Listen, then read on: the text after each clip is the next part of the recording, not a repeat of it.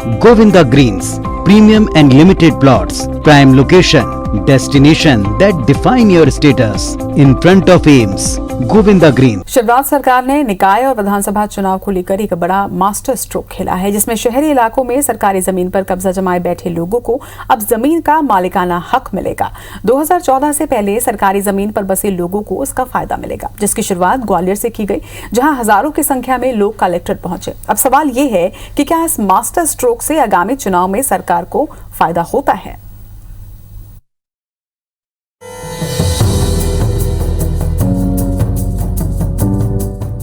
निकाय चुनाव से पहले शिवराज सरकार का मास्टर स्ट्रोक, अवैध मकान का मिलेगा मालिकाना हक।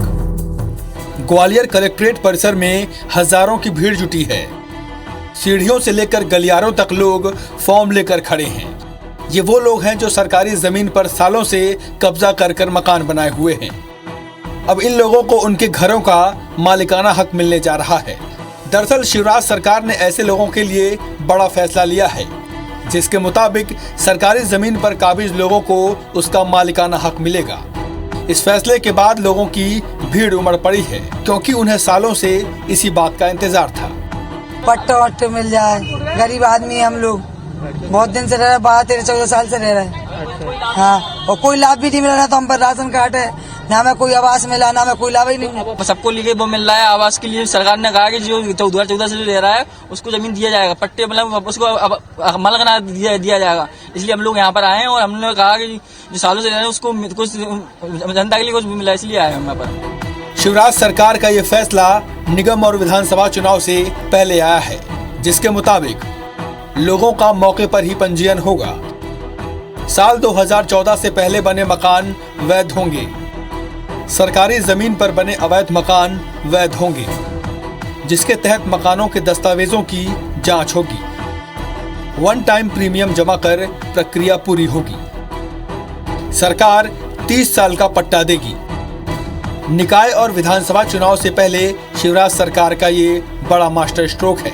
सरकार ने पट्टों को रिन्यू कराने के लिए भी नियम बनाए हैं, जिसके लिए 6 गुना नहीं बल्कि 2 गुना पूरा राजस्व देना होगा। अब सरकार के इस फैसले के बाद लोग बैंक से लोन भी ले सकेंगे। जो लोग पहले से काबिज हैं 14 के पहले से, उनको पट्टे मतलब लीज देने का प्रावधान है निश्चित प्रीमियम पे और भू भाटक पे। तो उसके लिए कैंप लगाया गया है, उसी के आवेदन लिए जा रहे हैं। हजारों की संख्या में लोग आए हैं, हम उनका निराकरण करेंगे। बीजेपी सांसद विवेक सेजवलकर ने इसे गरीबों के हित में बड़ा फैसला बताया है। साथ ही शिवराज सरकार की तारीफ भी की है। शिवराज सिंह जी का तो ये उद्देश्य कहना है हर सर पर छत हो और हर हाथ को काम, ये हमारा उद्देश्य है और मेरा बना ये आज से नहीं वर्षों से हम कर रहे हैं। निश्चित रूप से उन लाखों लोगों को फायदा होगा और जमीन होनी चाहिए, एक जमीन का टुकड़ा हो हर एक के पास, ये तो उसका अधिकार भी ऐसा हमारे मुख्यमंत्री का मानना है। दूसरी तरफ कांग्रेस का कहना है कि आगामी चुनावों को देखते हुए सरकार ने सियासी फायदे के लिए ये फैसला लिया है। भारतीय जनता पार्टी का शासन रहा 17 साल में, कभी गरीबों की सुध नहीं ली गई, कभी जिन लोग सरकारी भूमि पर रह रहे हैं 15-17 सालों से उनका कोई।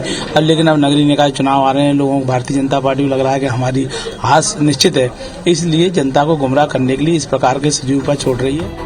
आपको बता दें कि जिले में 2 लाख से ज्यादा ऐसी संपत्तियां हैं जिस पर लोग कब्जा कर रह रहे हैं, जिसमें ग्वालियर की 15 ऐसी पहाड़ियां भी शामिल हैं जो फॉरेस्ट और नजूल की भूमि है।